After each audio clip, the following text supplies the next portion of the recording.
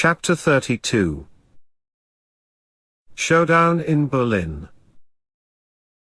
Germany's leading military figures had been ostentatiously on leave in July. So had the Kaiser, the Chancellor, and the Foreign Secretary.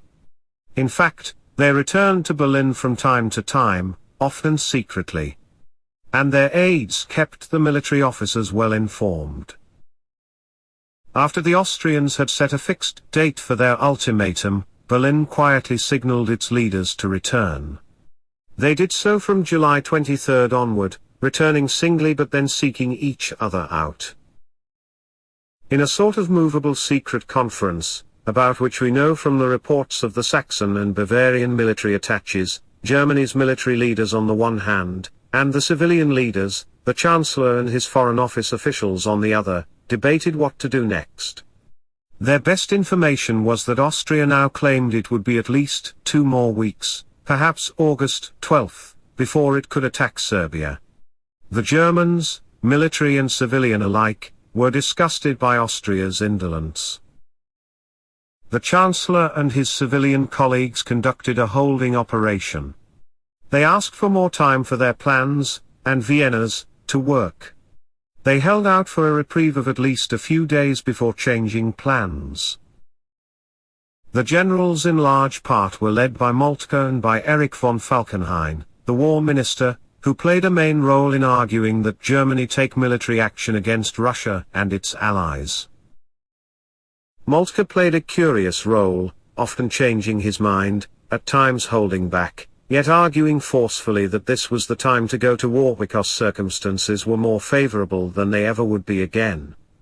In Berlin, the structure of the eventful and decisive week, in broad terms, seems to have been that the country's leaders, returning from weeks in the countryside, spent from Sunday afternoon to Monday night, July the 26th to the 27th, bringing themselves up to date and exchanging views, from Tuesday through Thursday, July the 28th to the 30th, thrashing matters out among themselves, and from Friday through Monday, July the 31st to August the 3rd, swinging into action. These were showdown days in which Germany's leaders fought among themselves, changed their minds, and risked strokes or heart attacks in the violence of their fears and rages. Germany's overlapping army leaders, Chief of Staff von Moltke, War Minister von Falkenhayn, and Military Cabinet Chief von Linke, were among the several key officials debating the issues of war and peace after the return from vacation. For Moltke the arguments were particularly frustrating, in part because the civilian leaders shared neither his point of view nor his objectives, and in part because he knew things they did not, things he could not tell them. In 1997, Holger Hollweg wrote that the almost complete destruction of Moltke's papers precludes formal connection between Moltke's mindset and the push for war in 1914. That would seem to be no longer true. The recent publication of Annika Mombauer's biography, based, as noted earlier, in part on previously unused documents, makes it possible to interpret Moltke's thoughts, words, and actions. A Saxon officer who spoke with Moltke's deputy on July 3 reported that he received the impression that the great general staff would be pleased if war were to come about now. In Mombauer's words, the July crisis seemed to present an opportunity rather than a threat. That might explain why for a time in late July, Moltke held back, to the surprise of belligerent colleagues. He did not fear Russian mobilization, he devoutly desired it. If it meant delaying his own plans for a few days, it would be well worth it, it could mean the difference between winning and losing. Moreover, Moltke received information that Russia's mobilization preparations were on a smaller scale than had been thought. Yet Moltke was almost uniquely aware that time was running out for his country.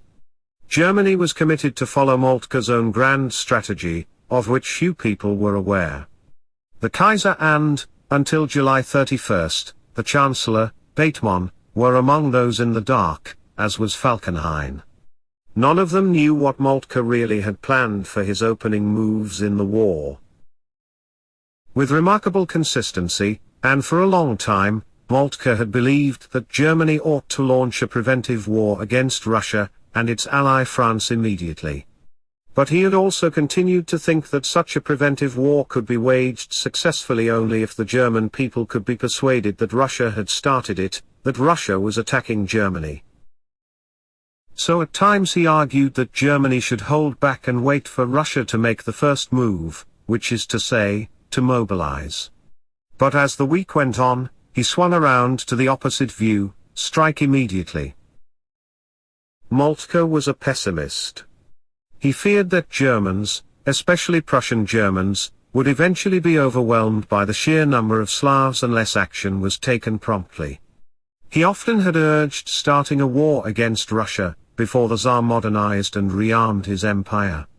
Yet Moltke also foresaw that in the modern age a war among great powers would destroy Europe. Until April 1913, Germany had an alternative war plan to wage war against Russia only. No longer was that true. Moltke had his general staff prepare a current war plan in 1913-14 to deal with one eventuality only: a two-front war against France and Russia. He had good reason to keep details of the plan a closely held secret. It will be remembered that in the first phase of the Moltke plan, which followed some, but not all, of the main lines of Schlieffen's 1906 memorandum, Germany was to employ a large force in invading France through Belgium, while a smaller but still significant force blocked the path along which the Russians could be expected to attack. Now, in 1914, Russians were able to move much more quickly and in greater force than had been the case when Schlieffen had composed his memorandum and when Moltke had taken office. That made it all the more imperative that the entire Austrian army should be deployed along the Russian front to help shield Germany when war began. Clearly that was a reason Moltke always had been a leading advocate of the Austrian alliance, and why he developed a warm personal relationship with his opposite number in Austria-Hungary, Conrad.